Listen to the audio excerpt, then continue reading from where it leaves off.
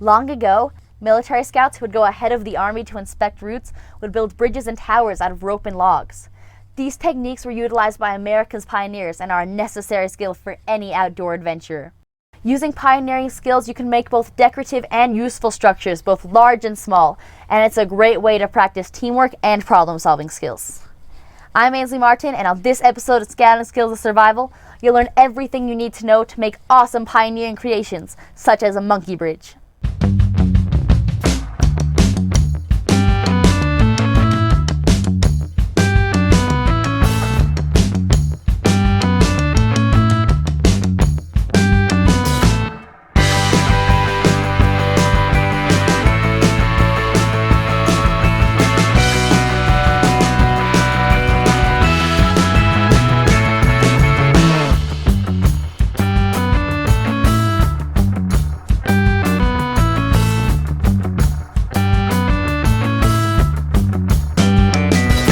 Because pioneering structures are held together by rope, it's important to know the most basic knot, the square knot.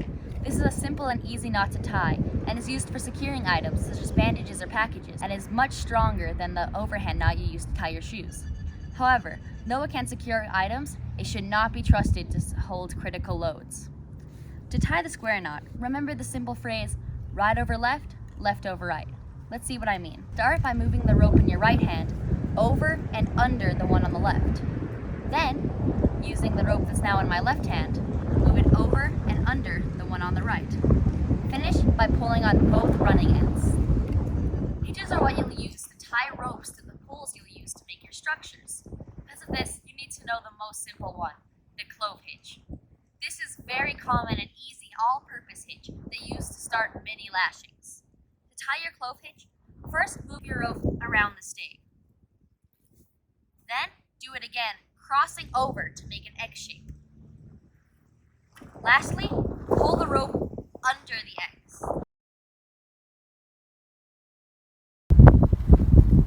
There's your clove hitch.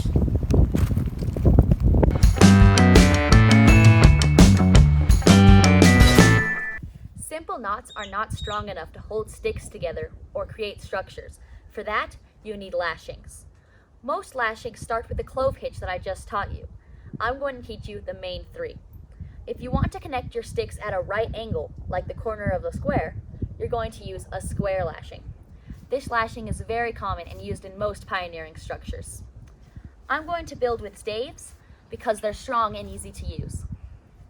To begin your square lashing, start with a clove hitch on the top stave.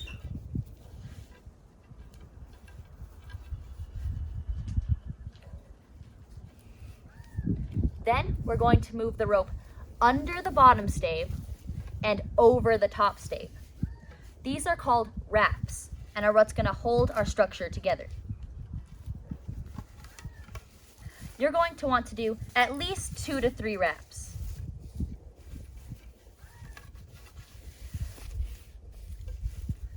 Make sure you pull the rope tight so that your lashing doesn't come apart.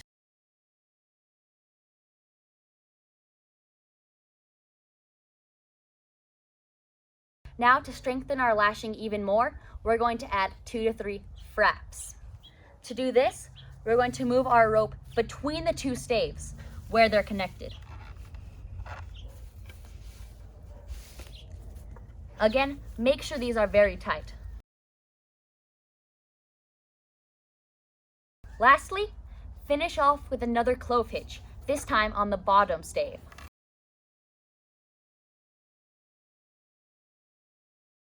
To tighten your square lashing even more, rotate the clove hitch.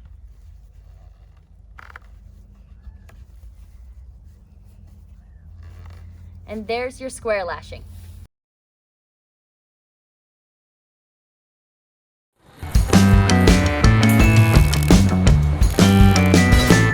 If you want your poles to be connected at right angles, but diagonal to the ground, like the corners of a diamond, you're going to want to use a diagonal lashing.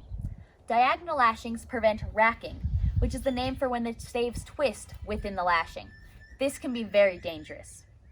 A diagonal lashing actually does not start with a clove hitch. It starts with a timber hitch. To do this, simply go around the stave and then around the rope itself. Do this at least 2 times.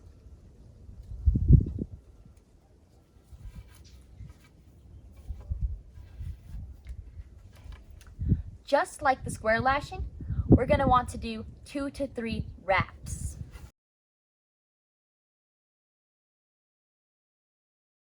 Remember to pull tight to keep your lashing stable. Next, do 2 to 3 wraps in the other direction.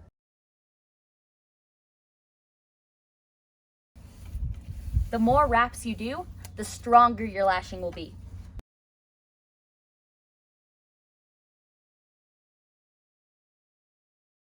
Now, just like the square lashing, we're going to add 2 to 3 wraps. Remember to put the rope in between the 2 staves, where they're connected by rope.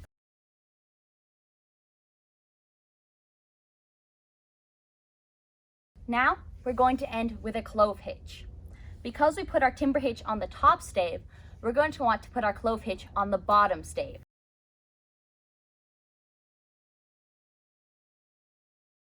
There's your diagonal lashing.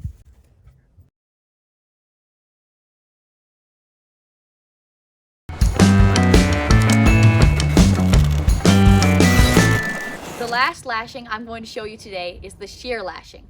This lashing is used to attach 2 poles that are laying next to each other. This is great for reinforcing poles, and if done a little looser, can be unfolded up to 45 degrees to make an A-frame. You're going to start with a clove hitch.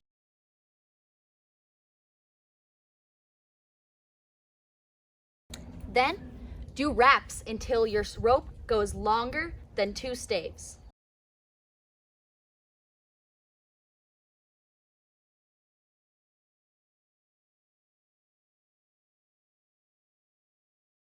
Now, you're going to want to do 2 wraps.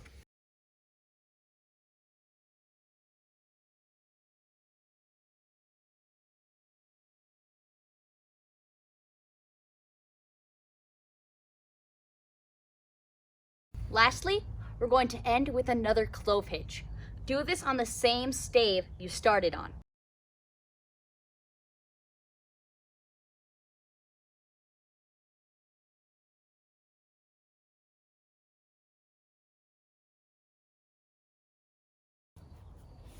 And there you have it.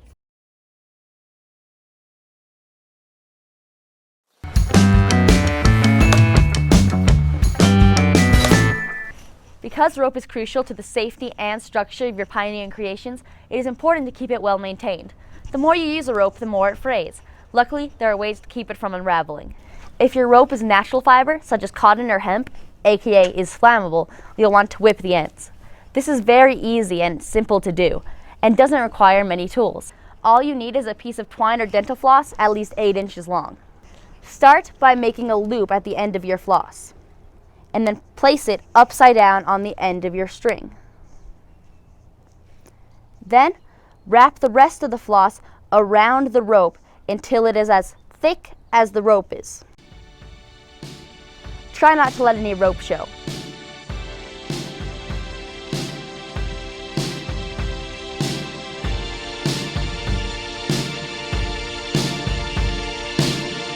Lastly, put the end of your running end, that's the part you've been spinning around, through your hoop.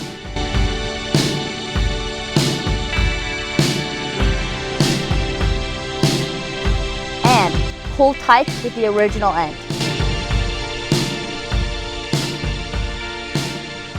Lastly, cut off the excess. This is what your whipped rope will look like. If your rope is made out of synthetic materials, such as nylon or polyester, aka will melt, then you'll want to fuse the end.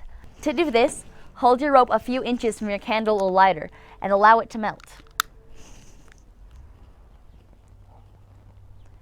Do not touch the area right away, as it will stick to you and burn. Whipping and fusing prevent your ropes from unraveling, so you can make awesome structures. Let's go make some. Okay, this is a monkey bridge. It's made out of 2 sides and a rope on the middle. So we used staves instead. We made the A-frame out of shear lashing, square lashing, and round lashings. And monkey bridges are usually used to help go over small streams. And you can make one in your own backyard, and we made it out of the materials that we had.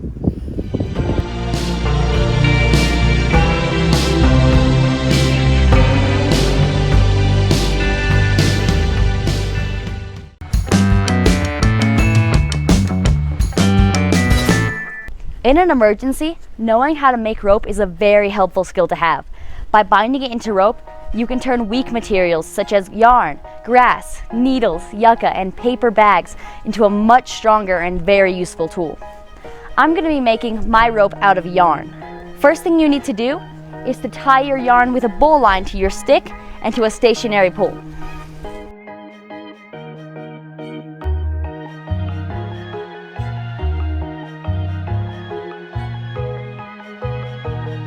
Make sure that you have a lot more yarn than your rope is going to be long, as it will get a lot shorter as it condenses.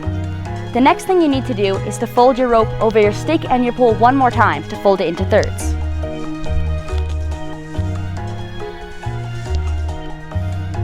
And then pull to tighten.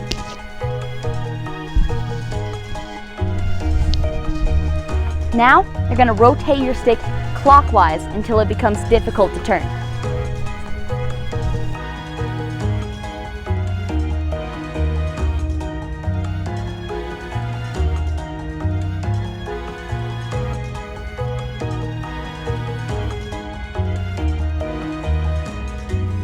Now you're going to want to fold your rope into thirds again.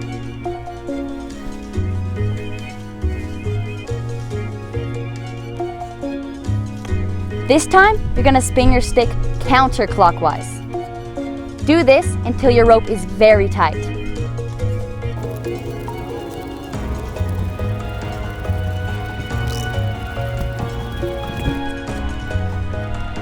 Now, all you have to do is whip the ends and your rope is complete.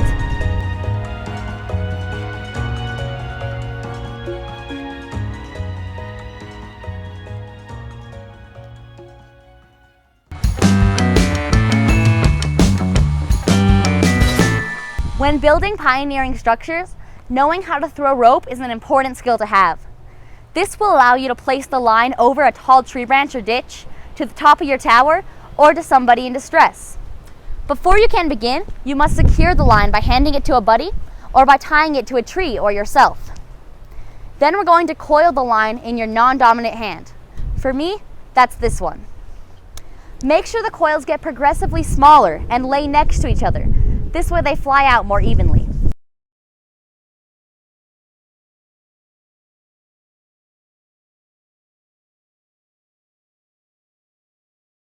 Next, place 2/3 of the coils into your throwing hand and drop the center one.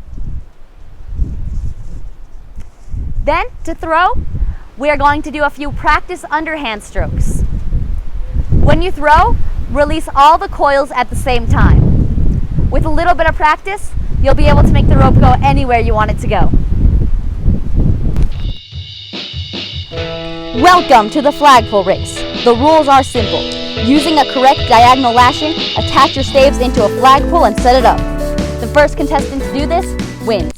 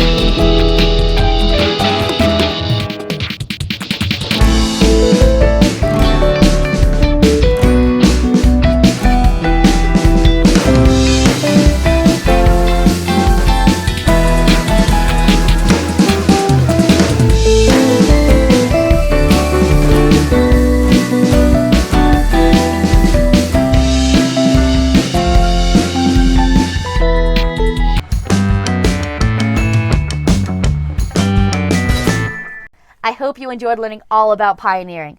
You now know important skills such as knots and lashings, how to make a monkey bridge, how to make, throw, whip, and fuse rope, and how to do a flagpole race. I encourage you to get outside and, with parental supervision, try your hands at these important survival skills. That said, get out there, have fun, and I'll see you next time. Bye!